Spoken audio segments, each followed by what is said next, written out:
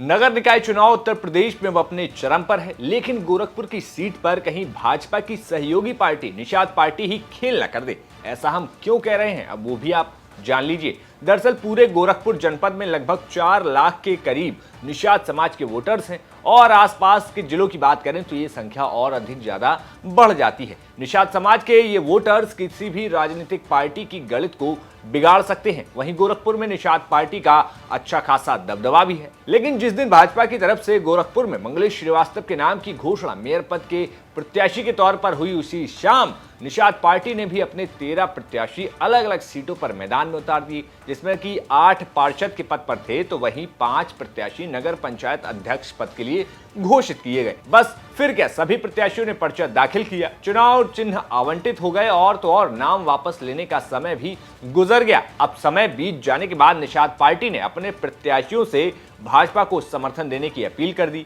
अब करें भी तो करें क्या, भाजपा के साथ निषाद पार्टी का गठबंधन जो है। लेकिन इस यूटर्न पर जहां संजय निषाद का कहना है कि सभी भाजपा के साथ हैं, तो वहीं संजय निषाद के बेटे अमित निषाद से बात की तो उन्होंने कहा कि हम कितना भी कह लें, लेकिन निषाद पार्टी के प्रत्याशी हैं तो वो तो भाई मानने वाले ही नहीं हैं। इस राजनीतिक गुणागणित के बाद भाजपा के लिए अब सर दर्द बढ़ गया है। वहीं दूसरी तरफ सपा ने भी मेयर की सीट पर काजल निषाद को टिकट देकर सीधी टक्कर देने की पूरी कोशिश की है, लेकिन जमीन पर क्या कुछ स्थिति है, इस पर जब हमने स्थानीय पत्रकार से बात की तो सुनिए उन्होंने क्या कुछ कहा। सपा ने जो है काजल निषाद पर दांव खेला है और सपा को ये कहीं ना कहीं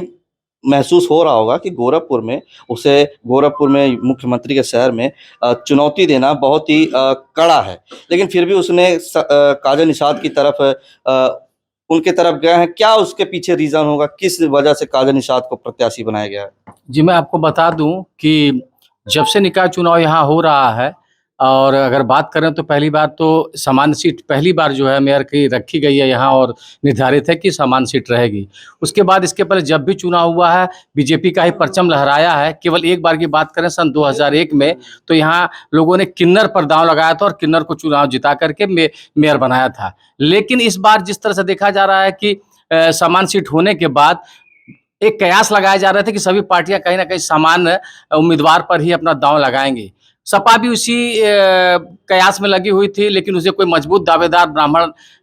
उम्मीदवार नहीं मिला, तो वो फिर से जो है काजल निषाद पिछले विधानसभा चुनाव में कैंपियरगंज से उम्मीदवार भी थी सपा की और उन्होंने एक अच्छी लड़ाई लड़ी थी वहां पर जाकर के और जो लगातार कई वर्षों से जीत रहे थे वहां, उनको जो है कहीं ना कहीं कड़ी टक्कर देने का काम किया था। तो मुझे लगता है कि बीजेपी का जो इस समय गठबंधन जिससे है वह कहीं ना कहीं देखा जा रहा है कि विधानसभा चुनावों में जिस तरह से उन्होंने जीत हासिल की है तो निषादों का एक बहुत बड़ा हुजूम और एक बहुत बड़ा वर्ग जो है इस महानगर और इस गोरखपुर परिक्षेत्र में है, जिसकी वजह से निषादों को जोड़ करके कहीं ना कहीं बीजेपी ने भी एक बड़ा दांव खेला था और उस पर कहीं ना कहीं सफल भी हुई थी विधानसभा चुनाव में। आज भी वह स्थिति बरकरार है और यह देखते हुए समाजवादी पार्टी के मुखिया ने कहीं ना कहीं उनको पता है कि शायद सीट तो वो नहीं जीतेंगे, यह मेरा भी मानना है, लेकिन इस लड़ाई को दिलचस्प बनाने के पीछे